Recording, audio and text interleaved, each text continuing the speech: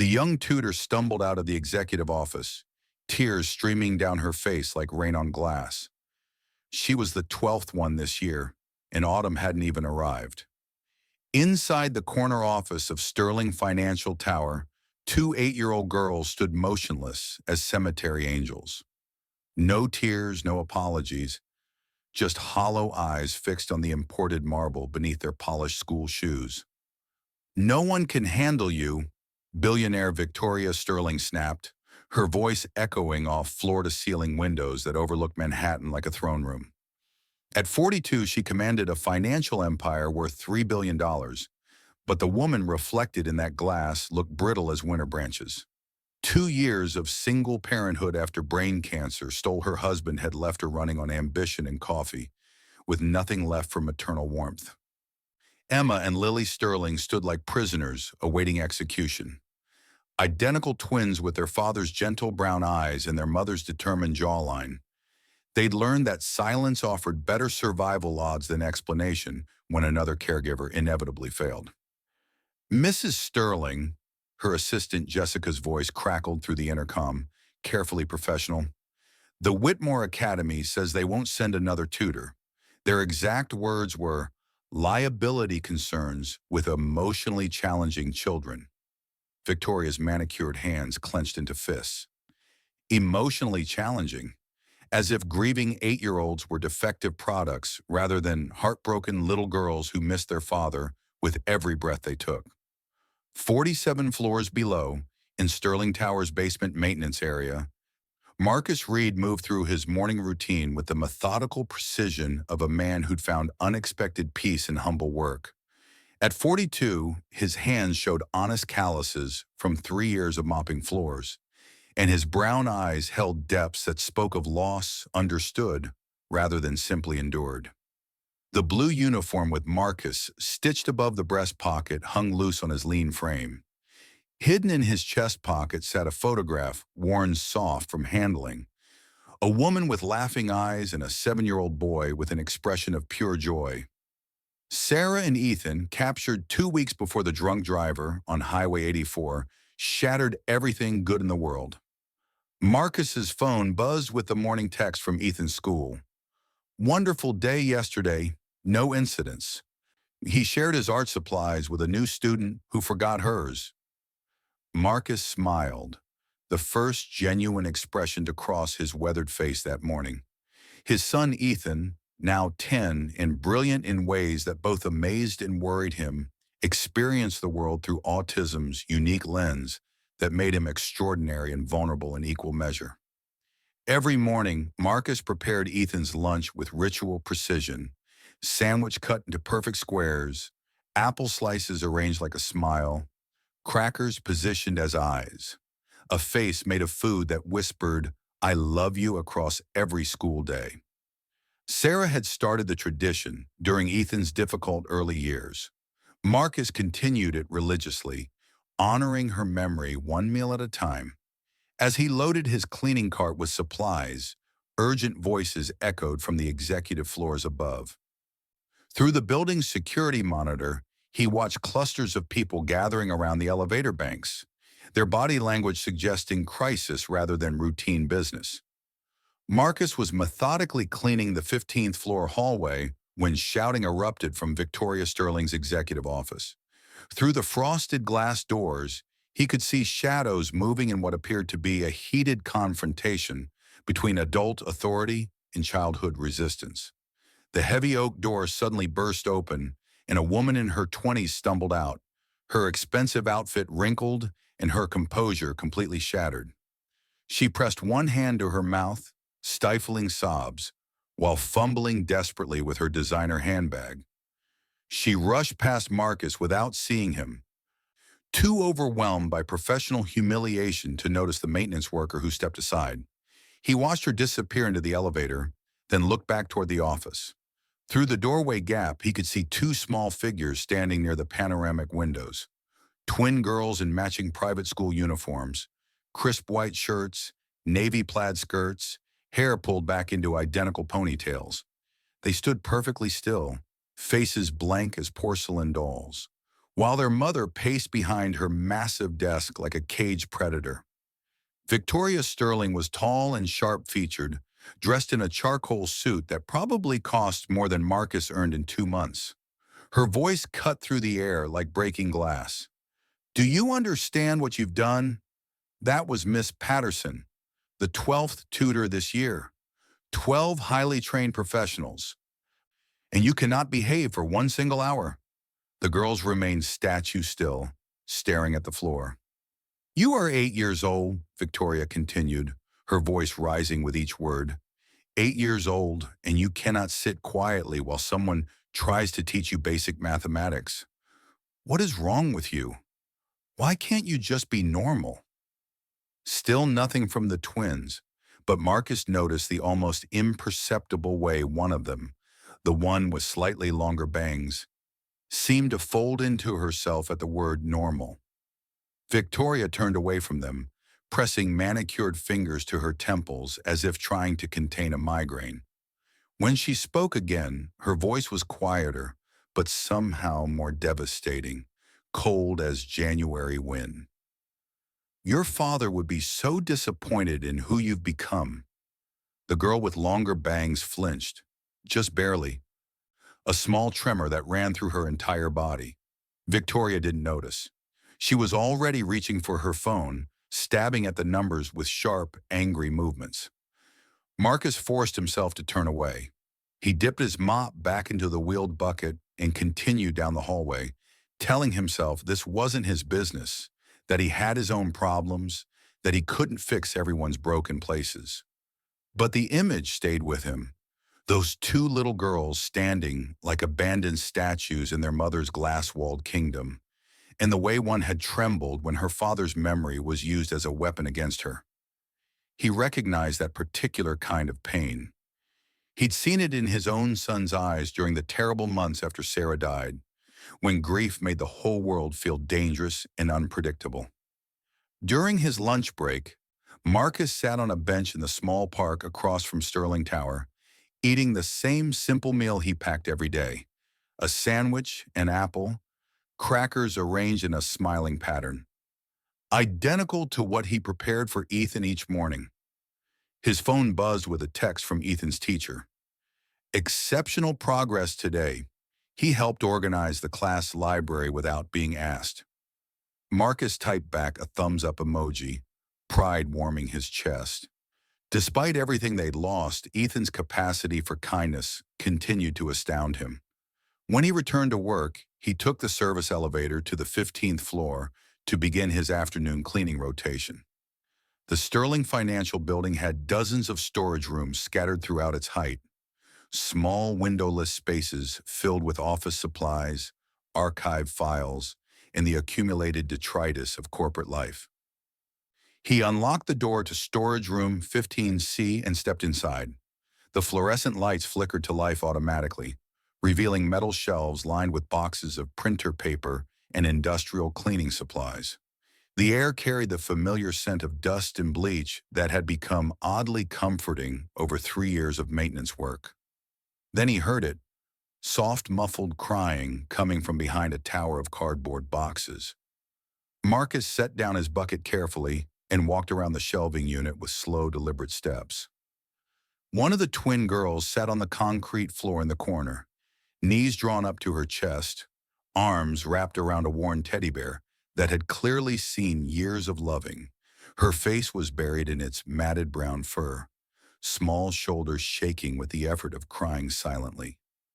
She looked up when she sensed his presence, red-rimmed brown eyes wide with the wary alertness of a wounded animal. This was the girl who'd flinched upstairs, the one who still carried hope fragile enough to shatter. Marcus didn't speak immediately. Instead, he lowered himself to the floor, not too close, just near enough that she would know someone was there. They sat in silence while she decided whether to trust the stranger or flee. After several long minutes, she wiped her nose with the back of her small hand. "I'm not supposed to be here," she whispered. "It's okay," Marcus said gently, his voice barely above a murmur. She clutched the bear tighter, fingers twisted in its worn fur. "I'm not bad," she said, the words barely audible, I know everyone thinks I am, but I'm not. I just, I miss my daddy so much it hurts inside my chest. Something cracked open inside Marcus, a carefully maintained wall he'd built around his own grief. He understood exactly what she meant, knew that ache of missing someone so profoundly it felt like drowning in broad daylight.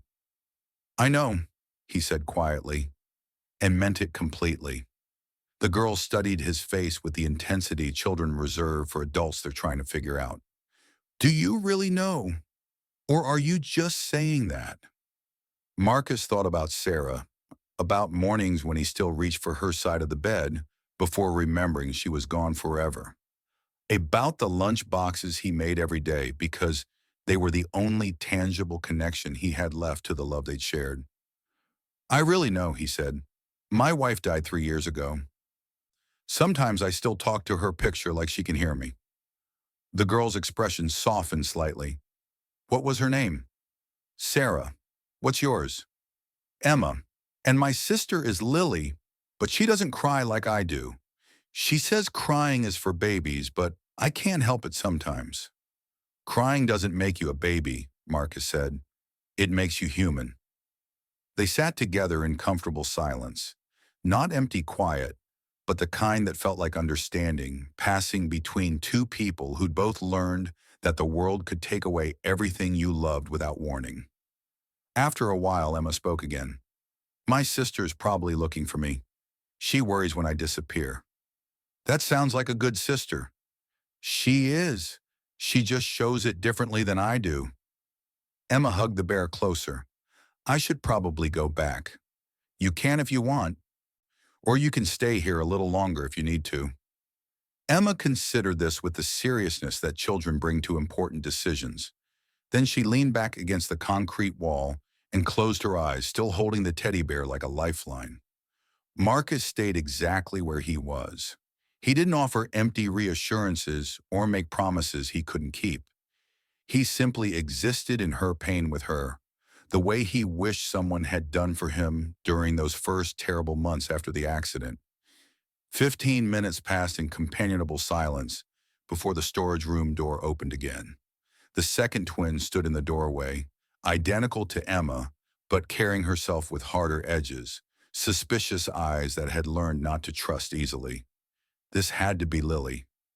Emma, Lily said, her voice carefully controlled. Mom is looking for you. Security is asking questions. Emma opened her eyes and looked at her sister, then at Marcus. This is the janitor, she said. His name is Marcus, and his wife died too. He understands about missing people. Lily studied Marcus with the calculating intensity of someone much older than 8. Did you tell anyone Emma was here? No. Are you going to? Not if you don't want me to. Lily nodded slowly, filing this information away. Can she come back here? If she needs to. Marcus looked at both girls, Emma with her open heartbreak, Lily with her protective suspicion, and made a decision that would change all their lives. Yeah, he said, if you need to. Emma stood up, still clutching the bear. As they walked toward the door, she turned back to Marcus. Thank you for not telling me to stop being sad. Lily paused at the threshold. Thank you for not calling security, she said quietly. Most adults would have. They disappeared into the hallway, leaving Marcus alone with the fading scent of childhood tears and the sudden understanding that something fundamental had shifted in his carefully ordered existence. The summons came the next morning, delivered by his supervisor, Bill, with the grim expression of a man who'd rather be anywhere else. Marcus had been cleaning the third-floor lobby when Bill found him, his weathered face creased with worry. Need you upstairs, Bill said. Mrs. Sterling wants to see you personally. The elevator ride felt eternal. Marcus had never been in the upper reaches of Sterling Tower, had only glimpsed their luxury through glass doors during his cleaning rounds. Now he stood before Victoria Sterling's office, a vast space with panoramic city views that made him feel like he was standing inside a cloud. Victoria herself sat behind a desk made of polished mahogany that probably cost more than Marcus's annual salary. She looked smaller in person than she had during yesterday's confrontation, but her presence filled the room with barely contained intensity.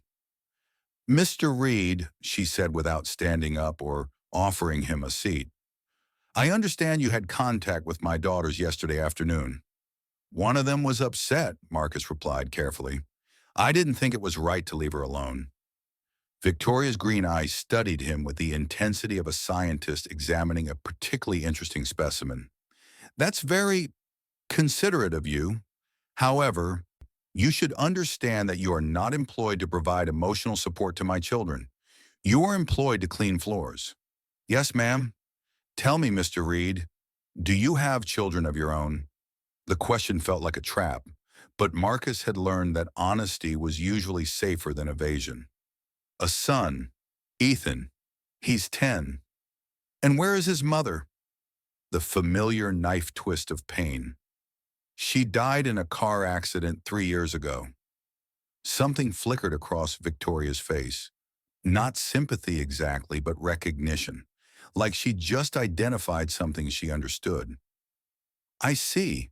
How has your son adjusted to this loss?" "He struggles sometimes. He has autism, so changes and disruptions are particularly difficult for him." Victoria nodded slowly, and Marcus sensed he was being evaluated according to criteria he couldn't identify. "Mr. Reed," she said finally, "my daughters have had 12 tutors this year. 12 highly qualified professionals with advanced degrees in child psychology and education. None of them lasted more than a month." She stood and walked to the windows, looking out at the city spreading endlessly below. "Emma and Lily have become challenging since their father died 2 years ago. They are intelligent, willful, and completely unmanageable by conventional standards." "They're grieving," Marcus said quietly. Victoria's head snapped around. "Excuse me?" "Emma told me she misses her father. That's not misbehavior. That's pain looking for somewhere to go." The silence that followed was sharp enough to draw blood. Victoria walked back to her desk with measured steps, her heels clicking against the marble floor like a countdown timer. "You presume to understand my daughters based on one conversation?" "I understand what it's like to lose someone who was your entire world," Marcus replied, "and I understand what that does to the people left behind, especially children." For just a moment, Victoria's composed mask slipped, revealing something raw and desperate underneath. But it disappeared so quickly Marcus wondered if he'd imagined it. "I'm going to make you an unusual offer, Mr. Reed," she said, settling behind her desk again.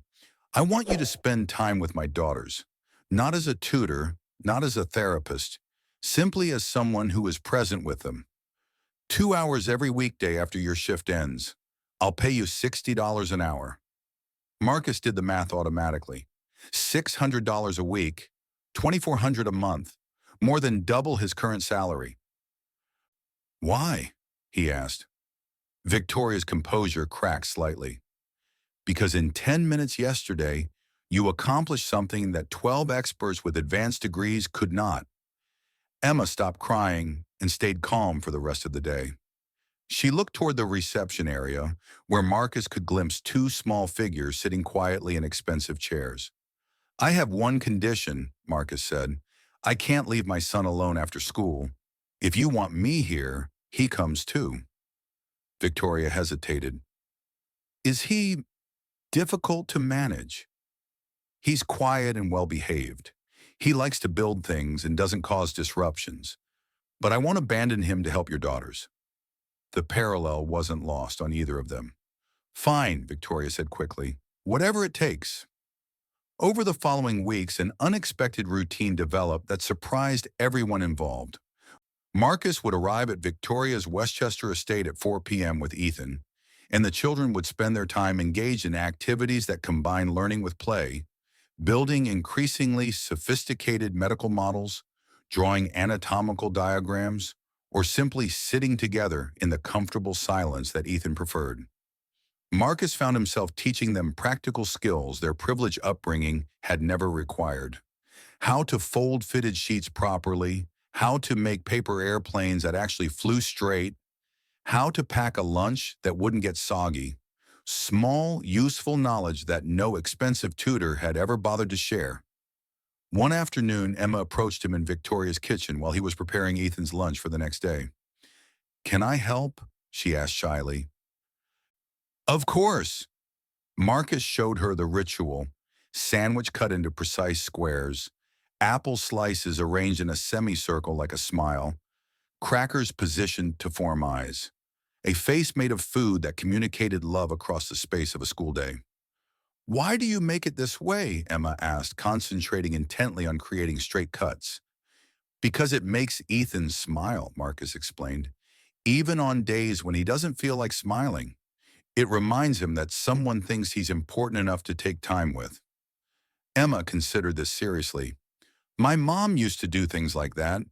Before Daddy got sick, she would spell out our names with alphabet crackers in our lunch boxes. We always ate the letters in order." "That sounds wonderful." "It was," Emma said quietly. "I miss those lunches almost as much as I miss him."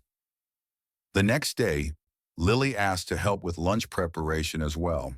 The three of them worked together in Victoria's spacious kitchen, the twins whispering seriously about symmetry and presentation, while Marcus supervised their efforts.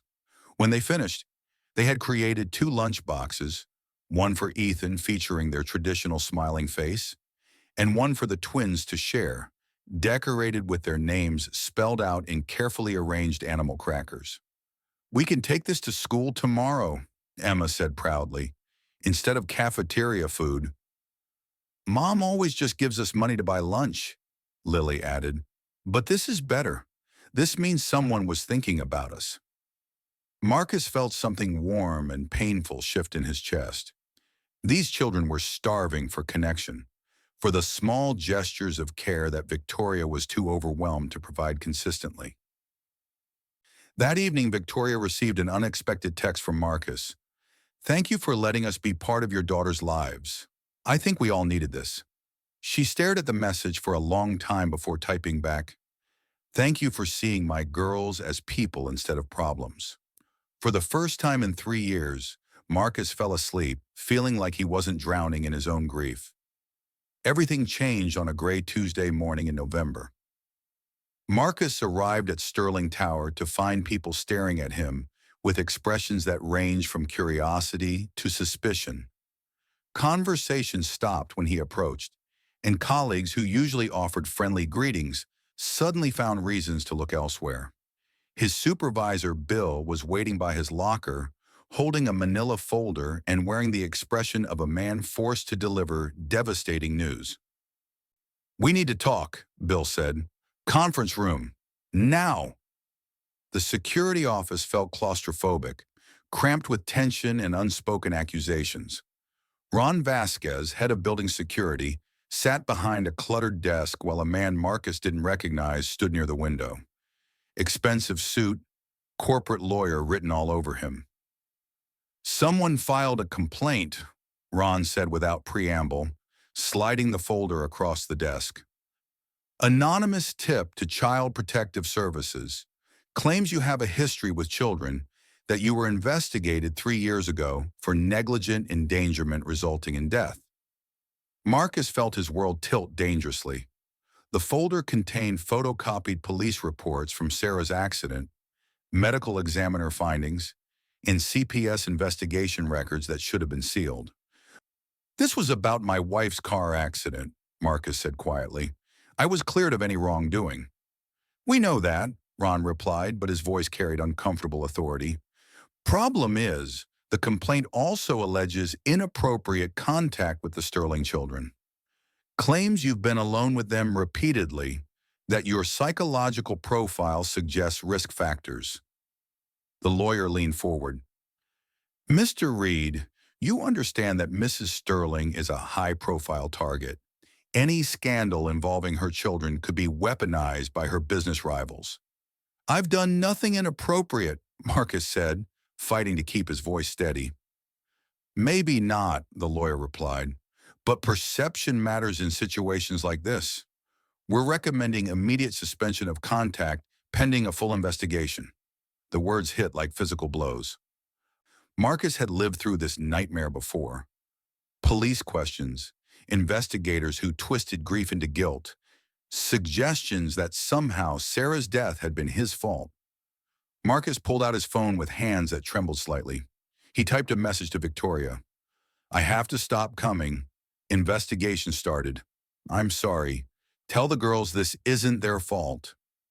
He hit send before he could change his mind, then sat in the parking garage and tried to understand how something meant to heal had become a weapon that could destroy everyone he'd learned to care about. Victoria's response came 30 minutes later. We need to talk. Tonight. My house. 8 p.m. That evening, Marcus almost didn't go to Victoria's house, but he owed them more than a disappearing act, and the children deserved to understand why their fragile stability was being threatened again. Victoria answered the door in jeans and a Northwestern University sweatshirt, her usual corporate polish replaced by exhausted authenticity.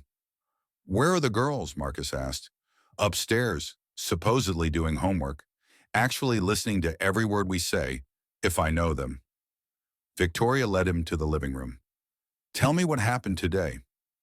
Marcus explained about the CPS complaint, the investigation, the way his wife's death had been resurrected as evidence of character defects. When he finished, Victoria was quiet for a long time. Do you know who filed the complaint? She asked finally. Anonymous tip. Could be anyone. It wasn't anyone, Victoria said, her voice carrying cold certainty. It was James Crawford. Marcus looked up sharply. Who? Member of my board of directors. He's been trying to force me out since David died. Thinks a grieving widow can't run a multi-billion-dollar company effectively. Victoria's hands clenched into fists. He's been investigating everyone in my personal life, looking for leverage. Before Marcus could respond, they heard small feet on the stairs. Emma and Lily appeared in the living room doorway, wearing matching pajamas and expressions of determined purpose. We heard everything, Emma announced. We know someone's trying to hurt you and Marcus, Lily added, her usual wariness replaced by fierce protectiveness. Victoria looked stricken. Girls, you shouldn't. We're not babies, Mom, Lily interrupted. We understand that bad people sometimes try to hurt good people when they're scared. Emma walked directly to Marcus and took his hand. Are you leaving because of us? No, Marcus said gently. I'm trying to protect you from people who want to use me to hurt your mother. But we don't want protection, Emma insisted. We want you to stay and fight with us. Like a family, Lily added quietly. The simple words hung in the air, carrying the weight of everything they'd all been afraid to hope for. Victoria watched this exchange with tears streaming down her face. Not the controlled grief of a corporate executive, but the raw emotion of a mother who was finally seeing her daughters clearly. We are going to fight this, she said, her voice steady despite the tears. All of us together. The next morning brought a crisis that changed everything. Victoria arrived at her office to find Jessica waiting with an expression of barely controlled panic. The girls are gone, Jessica said without preamble. Their school called an hour ago. Emma and Lily never showed up for classes this morning. The nanny said they left a note. Victoria's blood turned to ice. What did it say? Jessica handed her a piece of paper covered in Emma's careful handwriting. We went to find Marcus. It's not fair that bad people are trying to hurt him when he only helped us. We'll be back when we fix this. Love, Emma and Lily. Oh, God, Victoria whispered. They don't know where he lives. They could be anywhere in the city. I've called the police, Jessica said, and building security is searching Sterling Tower. Victoria's executive training kicked in despite her terror. Call Marcus immediately. If they're looking for him, they might go to the one place they know he works. 10 minutes later, Marcus's phone rang while he was mopping the lobby floor. Victoria's voice was tight with panic. Emma and Lily are missing. They left a note saying they went to find you. Marcus, they've been gone for 3 hours in Manhattan, and they're 8 years old. Marcus felt the world stop spinning. Storage room 15C, he said immediately. What? Storage room 15C on the 15th floor. That's where I first found Emma crying. If they're looking for me in the building, that's where they go. Victoria was already running for the elevator. Meet me there, now. Marcus dropped his mop and ran for the stairwell, taking steps two at a time. His heart pounded with the same terror he'd felt the night of Sarah's accident. The understanding that people you love could disappear in an instant, leaving nothing but regret behind. He reached the 15th floor before the elevator arrived and sprinted down the hallway to storage room 15C. The door was unlocked. Inside, huddled together behind the same stack of boxes where he'd first found Emma, were both girls. They were cold, frightened, and had obviously been crying, but they were safe. Marcus! Emma launched herself into his arms while Lily hung back, suddenly uncertain. What were you thinking? Marcus asked, his voice shaking with relief and residual fear. You could have been hurt. You could have... We heard Mom crying on the phone last night, Lily said quietly. She was talking to someone about how the investigation might make her lose us too. We thought if we found you and explained that you're good, the bad people would stop trying to hurt everyone. Victoria burst through the door at that moment, saw her daughters safe in Marcus's arms, and collapsed to her knees with a sob that came from the deepest part of her soul. Don't ever, ever do that again, she whispered, pulling all three of them into a desperate embrace. I can't lose you. I can't lose any of you. For the first time since this nightmare began, Marcus understood with perfect clarity what mattered most. Not his job, not his reputation, not even his own safety, but this makeshift family that had formed around their shared wounds. We're not going anywhere, he said quietly. None of us. As they sat together on the concrete floor of storage room 15C, the place where it all began, Marcus realized that sometimes the most important decisions aren't made in boardrooms or courtrooms, but in the quiet moments when people choose to stand together against whatever threatens the ones they love. The media storm broke 2 days later when Crawford leaked a carefully edited version of the CPS complaint to the New York Post. The headline read, Billionaire CEO's secret affair with troubled janitor, accompanied by a blurry photo of Marcus entering Victoria's house with Ethan. By noon, news vans lined the street outside Sterling Financial, and reporters shouted questions at every employee entering the building. Victoria's assistant Jessica fielded dozens of calls from tabloids offering money for exclusive details about the inappropriate relationship. Victoria sat in her office, staring at the newspaper article that made their genuine friendship sound sordid and calculated. Her phone rang constantly with calls from board members, investors, and journalists. Through her windows, she could see protesters gathering, some supporting her, others calling for her resignation. We need to respond, Jessica urged during an emergency meeting. The board is meeting in an hour, and Crawford is calling for another vote of confidence. What do you recommend? Victoria asked, though she already knew the answer. Distance yourself from Marcus immediately. Issue a statement saying he was a temporary contractor whose services are no longer required. Emphasize that there was never any personal relationship. Victoria thought about Emma and Lily, who were currently at home with extra security because reporters had surrounded their school. She thought about Marcus, who was probably watching this unfold on television, while Ethan asked innocent questions about why people were saying mean things about his father. Schedule a press conference, Victoria said finally, for tomorrow morning. Jessica looked relieved. I'll draft a statement distancing you from... No, Victoria interrupted. I'm going to tell the truth. Victoria, your career, my career means nothing if I have to sacrifice good people to protect it. Victoria stood and walked to her windows, looking down at the chaos below. Those little girls taught me something yesterday when they ran away to protect the people they love. Sometimes the right choice isn't the safe choice. This is professional suicide. Maybe, or maybe it's the first brave thing I've done in 2 years. That evening, Victoria sat in her living room with Emma, Lily, and Ethan while Marcus paced by the windows. News helicopters circled overhead, and security guards patrolled the property to keep reporters at bay. "Are you going to lose your job, Mommy?" Emma asked, curled up beside Victoria on the couch. "I might," Victoria admitted, "but I'm going to fight for what's right, and that means fighting for Marcus and Ethan too." "Good," Lily said with satisfaction. "Bad people shouldn't win just because they're louder." Ethan looked up from the Lego structure he was building with characteristic focus. "My dad always says that doing the right thing is more important than doing the easy thing." Marcus stopped pacing and sat down beside Victoria. "You don't have to do this," he said quietly. "I can disappear, find another job in another city. You don't have to sacrifice everything for us." Victoria looked at this man who'd shown her daughters more genuine care in a few weeks than they'd received from paid professionals in 2 years. She thought about the way Emma had stopped having nightmares since Marcus started reading her bedtime stories.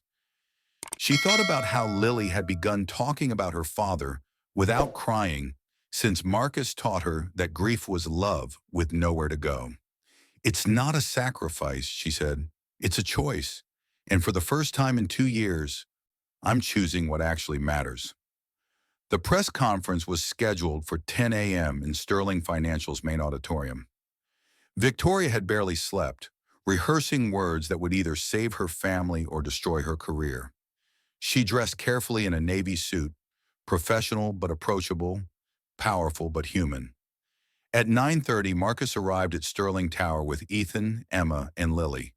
The decision to bring the children had been controversial, but Victoria wanted the world to see what this was really about. Not scandal or impropriety, but family and healing. The auditorium was packed with reporters, television cameras, and Sterling Financial board members. James Crawford sat in the front row with several allies, clearly expecting Victoria's professional execution. In the back, Victoria noticed dozens of Sterling employees who'd come to show support. Victoria entered at exactly 10 a.m., followed by Marcus and the three children. Camera flashes exploded as the media recognized the supposed scandal participants walking together with quiet dignity. "Ladies and gentlemen," Victoria began, her voice carrying clearly through the room, "I've called this conference to address recent allegations about my personal life and my fitness to lead this company." The room fell silent, sensing the gravity of the moment. "3 weeks ago, I hired Marcus Reed, a maintenance employee in this building, to spend time with my daughters. Not as a tutor, not as a caregiver, but as someone who could simply listen to two grieving children who miss their father." She paused, letting the words settle. "Mr. Reed is a widowed father whose own son has autism. He understands loss, patience, and the simple act of being present with someone who's hurting. In 2 weeks, he accomplished what 12 professional tutors could not. He helped my daughters begin to heal." Crawford shifted uncomfortably in his seat, perhaps sensing that this wasn't going according to his plan. "The allegations against Mr. Reed are false," Victoria continued. "They were manufactured by someone who wanted to use my children's pain as a weapon against my leadership of this company." She looked directly at Crawford. "James Crawford has systematically attempted to undermine my position through personal attacks, financial manipulation, and now through exploiting my family's private grief." The room erupted in murmurs, but Victoria raised her hand for silence. "Yesterday, my daughters ran away from home because they heard me crying about this investigation. They're 8 years old, and they tried to protect the man who showed them kindness when the adult world failed them." Her voice grew stronger, more passionate. "I'm tired of a system that punishes compassion and rewards cruelty. I'm tired of men like James Crawford who think they can destroy families to advance their careers." She paused, looking around the room. "Mr. Crawford, you wanted my resignation. You have it." Gasps echoed through the auditorium, but Victoria wasn't finished. However, I'm also announcing the formation of Sterling Family Services, a new company dedicated to supporting working parents and children facing family crises. Marcus Reed will serve as our chief family advocate. She stepped away from the podium and walked to where Marcus stood with the children. Crawford jumped to his feet, his face red with anger. This is ridiculous. You can't just walk away from your responsibilities to this company. Victoria turned to face him. You're right, James. I can't walk away from my responsibilities. But my greatest responsibility is to my daughters and to people like Marcus who risk everything to help others. She looked around the room, addressing the employees who'd gathered to support her. This company was built on the principle that financial success means nothing without human dignity. Under Mr. Crawford's leadership, you would have neither. The aftermath was swift and decisive. A formal investigation revealed Crawford's embezzlement of company funds, his campaign of corporate sabotage, and his deliberate falsification of evidence against Marcus. He was arrested 3 days later and ultimately sentenced to 18 months in federal prison. The Sterling Financial Board voted unanimously to reject Victoria's resignation and instead remove Crawford permanently. They also implemented new company policies supporting employee family welfare and whistleblower protection. 6 months later, Sterling Family Services operated from a converted warehouse in Brooklyn, helping families navigate corporate retaliation, custody challenges, and workplace discrimination. The company had assisted 63 families in its first half year, funding operations through Victoria's personal investment and donations from corporate partners. Marcus had completed his certification as a family advocate while maintaining his role in Emma and Lily's lives. The girls had thrived under the stability of consistent care, their grades improving dramatically and their emotional outbursts becoming rare memories. On a warm Saturday evening in May, Victoria hosted a barbecue in her backyard for the families they'd helped through the service. Marcus watched Ethan teaching a group of younger children how to build structures with blocks, while Emma and Lily supervised with protective older sister authority. "Any regrets?" Victoria asked, settling beside him on the back porch, a question that had become their private ritual. "Just one," Marcus replied, pulling her close, "that it took me so long to understand that some things are worth fighting for, even when the odds seem impossible." "What have you learned about courage?" she asked, the addition she'd made to their evening tradition. "That it's not about being fearless. It's about caring about something so much that you're willing to be afraid and act anyway." From across the yard, Emma called out, "Marcus! Mom! Come see what we built. It's a house where broken families can learn to be whole again." Walking hand in hand toward their children's latest creation, Marcus reflected on how perfectly Emma's words described their entire journey. Broken people who'd found the courage to heal together, to build something beautiful from the scattered pieces of their individual losses. Sometimes the maintenance worker who cleans your building is really a guardian who can restore more than broken fixtures. Sometimes he's the man who teaches you that genuine strength comes not from avoiding pain, but from choosing love despite it.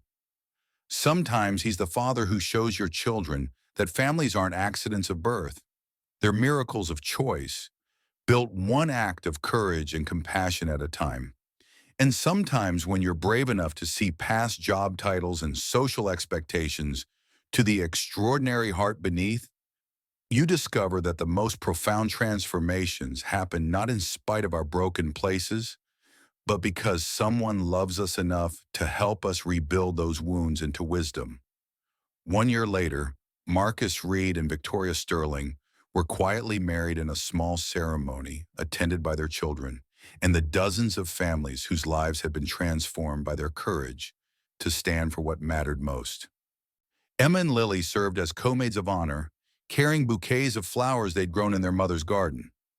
Ethan walked his father down the aisle with characteristic precision, having practiced the timing until it was perfect.